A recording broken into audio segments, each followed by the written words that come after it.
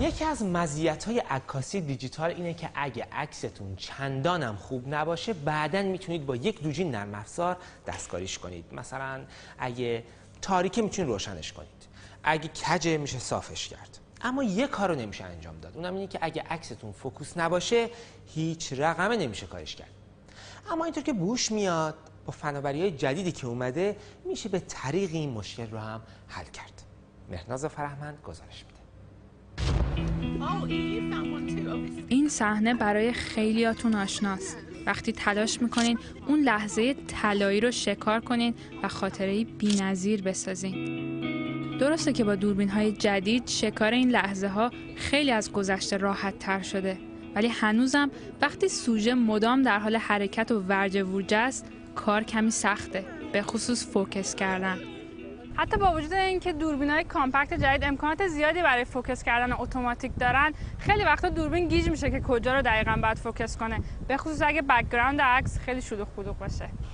و وقتی که یکی از این دوربین‌های حرفه‌ای بردارین و بخواید عکاسی خلاقانه بکنین، اون موقع است که کار فوکس کردن خیلی سخت میشه. معمولا هدفمون اینه که چشم بیننده رو متوجه سوژه اصلی توی عکس بکنیم و فقط در صورتی به این هدف میرسیم که سوژه اصلی نسبت به بقیه چیزا کاملا فوکس یا واضح باشه. در عکاسی بهش میگن عمق میدان که خیلی از حرفه‌ای‌ها حسابی تو این زمینه واردن. توی خیلی نمایشگاه‌های عکاسی هم این موضوع به خوبی به چشم میاد. بازی با عمق میدان کلاً یکی از ابزارهای اصلی خلاقیت در عکاسی و فیلمبرداریه و خیلی از آماتورها هم وقتی میخوان عکساشون شبیه حرفه‌ای بشه، اولین چیزی که میرن سراغش همین عمق میدانه. و حالا صحبت از فناوری‌هایی که امکان تغییر نقطه فوکس و عمق میدان رو حتی بعد از گرفتن عکس هم فراهم آوردن.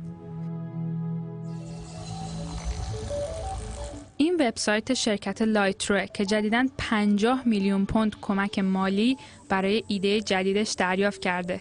کدوم ایده؟ ایده ساخت دوربینی که بشه نقطه فوکس عکس‌هاش رو حتی بعد از گرفتنشون هم تغییر داد. با کلیک کردن روی این عکس‌های نمونه‌ای که روی سایتش گذاشته، کاملاً ایده دستتون میاد. باید خیلی تجربه هیجان انگیزی باشه، به خصوص که میتونین این تجربه رو با دیگران هم شریک شین. افراد میتونن از طریق موبایل، شبکه‌های اجتماعی یا کلاً وب عکسایی که دوربین لایترو گرفته رو دریافت کنن و نقطه فوکس عکس رو خودشون دستکاری کنن و کلی عکسای جدید و متفاوت خلق کنن. دوربین لایترو تا آخر امسال به بازار نمیاد، ولی در حال حاضر شرکت تولید کننده جزئیاتی که پشت لنز این دوربین مخفیه و این نتیجه رو میسازه توضیح داده تا بدونین چیزی که میخرین بر چه اساسی کار میکنه. مفهوم علمی میدان نور یا پلنوپتیکس که اولین بار حدود 1 قرن پیش مطرح شد و در دهه 90 میلادی تحقیقات زیادی روش صورت گرفت، اساس ساخت این دوربینه. تعریف میدان نور میزان نوریه که در لحظه در تمام فضا و همه جهت‌ها وجود داره.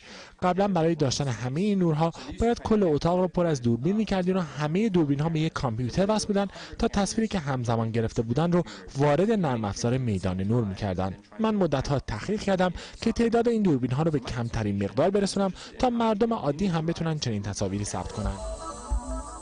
اما یک شرکت آلمانی هم کمی زودتر از لایترو شروع به کار کردن روی همین ایده کرده و یه سالیه دوربین‌های ریتریکس که با همون فناوری پلنوپتیکس کار میکنن رو وارد بازار کرده. دوربین‌ها تصویر رو مستقیم به نرم افزار داخل کامپیوتر میفرستن تا پردازش بشه و تصویر نهایی به دست بیاد، ولی شیوه ثبت تصویر بر اساس همون تکنیک میدان نوره. در این دوربین به جای اینکه یه دونه عکس گرفته بشه، با استفاده از چندین مایکرولنزی که روی این ویفر شیشه‌ای قرار دارن، همزمان هزاران عکس از زوایای مختلف گرفته میشن. این ویفر پر از مایکرولنزه که با چشم دیده نمیشن، ولی اگه نور لیزری روش بندازین میتونین نقاط مختلف فوکس که هر لنز داره رو ببینید. این لنز ها هر کدوم یه تصویر جدا از یه صحنه رو میگیرن و نرم افزار جای هر کدوم رو تشخیص میده و این اطلاعات ثبت شده از عمق میدان عکس این امکان رو میده که بشه نقطه فوکس عکس رو تغییر داد چون میتونین از نقطه فوکس یه لنز به دیگری سویچ کنین.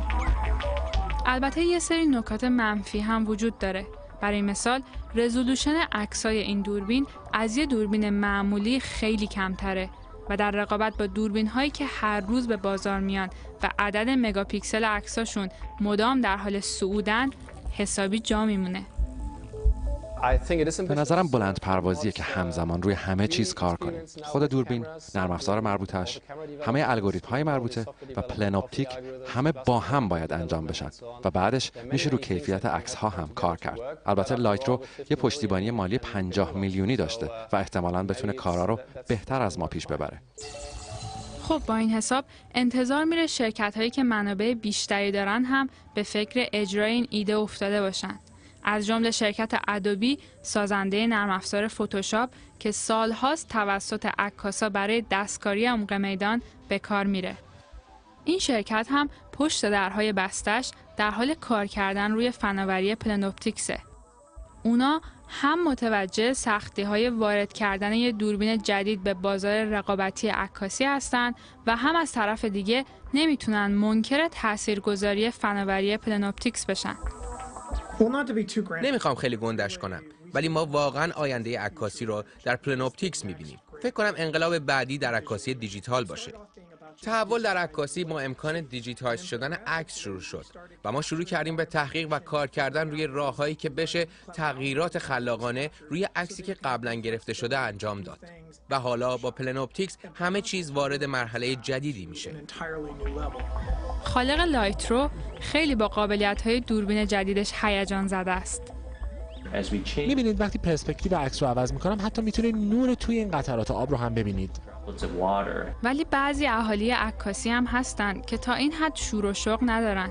عده‌ای عقیده دارن که این محصول فقط توسط گروه خاصی مورد استقبال قرار میگیره و مهمتر از اون مشکل بلر یا تار افتادن کل عکس که ناشی از لرزش دست موقع عکاسیه هنوز سر جاش خواهد بود. تابی اسمیت عکاس حرفه‌ای هم عقیده داره امکان تغییر فوکس بعد از گرفتن عکس کلی از جنبه هنری عکاسی کم میکنه، ولی از سوی دیگه هم عقیده داره از این ایده استقبال خوبی بشه. از دید مصرف کننده غیر حرفه‌ای، عکاسی از یه تیکه کاغذ تبدیل شده به یه عالمه عکس دیجیتال که میتونن آنلاین با دیگران شریک شن. به نظر فناوری که بتونه یه نگاه جدیدی به عکس‌ها ایجاد کنه، میتونه خیلی موفق بشه. میشه از الان تصور کرد که گروه‌های عکاسی آنلاین یا مثلا کاربرای فیسبوک عکسایی پست کنن که بشه باهاشون تعامل داشت و دستکاریشون کرد. این میتونه مرحله بعدی در عکاسی آماتور باشه.